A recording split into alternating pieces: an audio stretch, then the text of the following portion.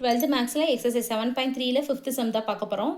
இது மீன் values theorem use பண்ணி அவங்களே இந்த ஃபங்க்ஷனுக்கு இதான் ஆன்சர் வரும் அப்படின்னு சொல்லிட்டு கொடுத்துட்டாங்க. 2 ஃபங்க்ஷன் கொடுத்துருக்காங்க. ஃபஸ்ட்டு சம் எடுத்துக்குவோம் சரிங்களா. இது 1/xன்னு தான் இருக்குது. இப்போ டினாமினேட்டரில் எக்ஸ் வந்திருக்கு. இதில் பார்த்தீங்கன்னா பாசிட்டிவ் நம்பர் அவங்கள சொல்லிட்டாங்க. அப்போ 1லேருந்து தான் 0 வந்து வராது. அதனால இது கண்டினியூஸ், இதுவும் அப்படி தான் டிஃபரன்சபிள்னு எழுதிக்கோங்க. அடுத்து இந்த ஃபார்முலாவில் F of A F of B கண்டுபிடிச்சி எஃப் டேஸ் ஆஃப் சி வந்து எஃப் டேஸ் ஆஃப் எக்ஸ்லேருந்து எக்ஸுக்கு பதிலாக சி சப்ஸ்டியூட் பண்ணோன்னா நமக்கு கிடச்சிரும். அதை தூக்கி இங்கே போட்டுருவோம். இந்த கண்டுபிடிச்சிருக்க வேல்யூலாம் இதில் போட்டுருவோம். அடுத்து ஃபஸ்ட்டு எல்சிஎம் எடுக்கணும். எல்சிஎம் எடுத்துகிட்டு இந்த ஏபி வந்து கீழே வந்துடும். இது ஏ மைனஸ் பியை பி மைனஸ் ஏயாக மாற்றிட்டு இது ரெண்டையும் கேன்சல் பண்ணிவிட்டு நமக்கு இப்படி வந்துடும். அடுத்து C square is equal to ஏபின்னு சொல்லி நமக்கு வந்துடும். கிராஸ் மல்டிப்ளை பண்ணிங்கன்னா பண்ணி முடிச்சுட்டு அடுத்து ரூட்டு கண்டுபிடிச்சி இந்த மாதிரி வரும். பாசிட்டிவ் நம்பர் மட்டும் எடுத்துக்கும். இது நாட் பிலாங்ஸ் டுன்னு போட்டு முடிச்சிருங்க. அடுத்து ஃபங்க்ஷன் கொடுத்துருக்காங்க. அதுவும் அப்படி தான். இது பாசிட்டிவ் நம்பர்னால கண்டினியூஸ் டிஃபரன்சபிள் எழுதிட்டு இந்த ஃபார்முலாவில் வந்து நம்ம சப்ஸ்டியூட் பண்ணணும்.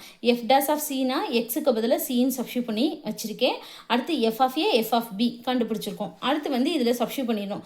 எஃப் டேஸ் ஆஃப் சியை இங்கே போட்டுட்டு நம்ம இங்கே எடுத்துருக்கோம்ல இந்த 2 வேல்யூ இதில் போட்டுடணும்.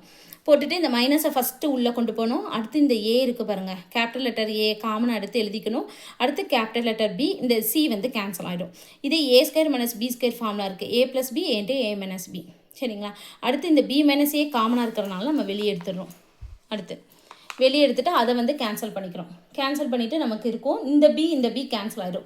ஏன்னா ஈக்குவல்ட்டுக்கு 2 பக்கம் இதுலேயும் ப்ளஸ் பி இருக்குது, இதுலேயும் ப்ளஸ் பி இருக்குது. நம்ம கேன்சல் பண்ணிக்கலாம்.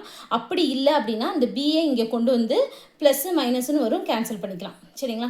அதே மாதிரி இது பாருங்களேன், இது மல்டிப்ளிகேஷன் ஏ, இதுவும் மல்டிப்ளிகேஷனில் ஏ இருக்குது.